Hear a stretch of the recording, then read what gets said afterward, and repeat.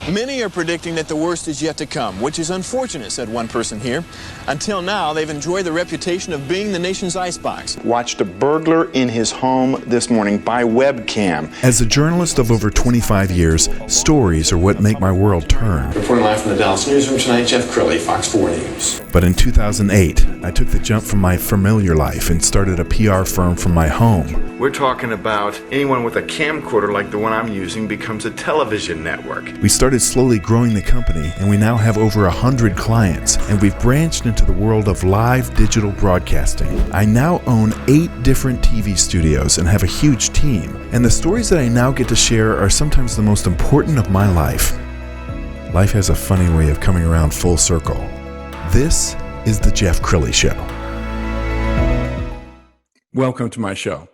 Well, if ever sales were important, it's now. With the economy just in a downward spiral right now, the salespeople in any organization become the life of the organization. And so to talk about that, Joe Moghaizel, he is known as Mr. Always Good. Joe, welcome to the show. Thank you for having me, Jeff. I appreciate it. Well, I've got to ask you your nickname, Mr. Always Good. Where'd that come from? I mean, well, so I'll try to make this as short of a story as I can because it can be pretty long. But so, oh man, so 17 years ago, I lost my father, and it was a really, really dark time for me at that point. And I had been in sales for a year, and my dad's birthday was coming up, which actually was yesterday, April 15th, and I really wanted to be able to do something nice for him. And I thought, the first year I made some pretty good money. I was like, I got with my mom, got with my sister, and said, hey, can we send Dad back to Lebanon to visit his family? Like, he hadn't been there in a decade. And we all got together, sent him over there, and then while he was there, he had a heart attack.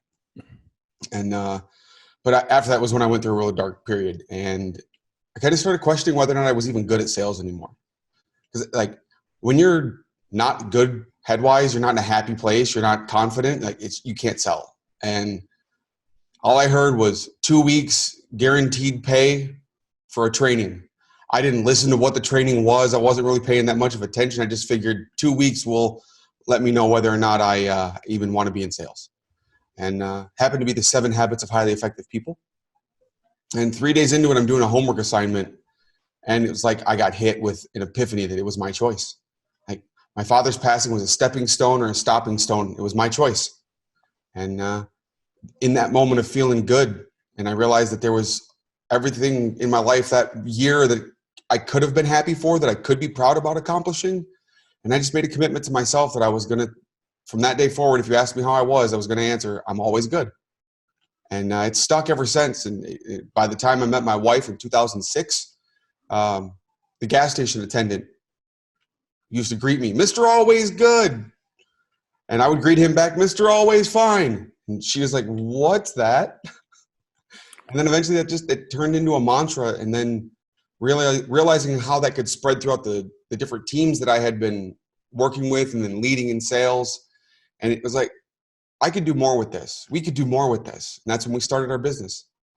Wow. I love that story. And I did read on Facebook about your dad yesterday, and I'm sure he was an amazing man.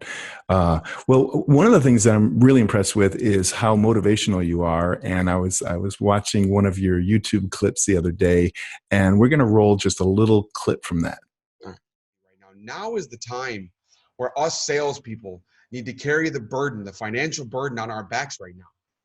It is up to us to make sure that we do not stop doing what we need to do, to keep selling the products that we sell, to continue to operate. And in fact, we got to be prepared for the fact that it's going to take us double the work, 3 times, 10 times the work that it's going to as it would before. We need to be ready for this, salespeople. You need to be ready for this. You need to be ready to do everything you can to make sure that it's not your company that goes under. I want you to think about every single person that works there, because what you do provides all of their lives, the livelihoods for all of them, their families being able to eat, live, and continue to live the lifestyles that they're used to living. And we all know there's going to be some sacrifices that need to be made right now. But right now, salespeople, is the time where the sacrifice you need to be making is to push harder than you've ever pushed before. Work harder than you've ever worked before. Carry the load, because without sales, a business dies. And scared times are when the best need to step up. And salespeople, we are the best when it comes to businesses. Okay, so you really make a great point there that the salesperson is the lifeblood of any company. And so what you do is help salespeople become better. Is that right? Absolutely. Absolutely. We help not just salespeople, but the whole organization become better. We really believe that the principles that make you great at sales apply to everything you do in life. And if you can learn them, even if you don't want to be a salesperson, if you don't want that as a profession, but even if you're in HR or you're customer service or you're in engineering, learning how to sell your ideas to yourself and other people help you out throughout everything you do in life. So we like to say sales is life. Well, you have some great courses. One of them caught my attention, Help Artist. What is a help artist? That is exactly what we are on a mission to do, is to take the whole idea of salesperson and that cheesy con artist that comes to mind for a lot of people. We want them to change that. We want to change the perspective so that people look at them as a help artist, because a salesperson really has one purpose to their client. That's to help them get what they want, right? We're there to help solve a problem for them. We're there to help them make a decision. And in the end, it's still a performing art no matter what. So why not be focused on the help aspect of it? So that's what we're doing. Well, that's a wonderful. And you have another course that couldn't be more timely, remote selling. There's no face-to-face anymore, is there? At least temporarily. Tell us about remote selling. Remote selling, specifically things like this where we're using video more now than ever. If you're not used to staring at a camera, it can be really difficult for you. It's everybody knows there's a little bit of stage fright that comes into play, but now it's not, oh, well, I can just pick up the phone and they can not see my body language, which they can hear your body language in case you're wondering. But it's a lot of people aren't used to that. Now, I got used to that because I worked in a call center. I managed a call center, and I've been using this since we started our business, using Zoom calls to coach people and doing, interviews, podcasts, my own YouTube channel. And I was prepared for it. But there's a lot of people I have met recently through different networking groups, and they're like, I don't know what to do. And I'm like, well, what would you normally do face-to-face? Well, how can I do that when I'm not face-to-face? I'm like, it's pretty easy. Pretend you're face-to-face. And it's sometimes hard for them, but they get over it. Eventually, you do this enough, you get used to it. And, I think the one thing that can help everybody is just grab a phone and FaceTime with your friends and family as much as possible. Just get used to looking at the camera and pretending that's the person, not doing this the whole time where you're looking down while you're on a Zoom call. Yes. Well, I know a lot's been said and written about the millennials and the Gen Zs, and that they're not the natural salespeople that their parents and grandparents may be. Talk a little bit about that. Do you see any generational differences when it comes to selling? Well, I will say that for millennials and for the Gen Zers, they're already used to technology. So the things that are the barriers for the other generations, your baby boomers, your Gen Xers, those are not there. They're used to it. They've been in it the whole time. I mean, I am technically a millennial, but that's just because my birth year is the beginning of the trend. So I don't really fall into the realm of all the stereotypes. But I found that most of us don't. And they're almost all a lot better at sales than they think they are.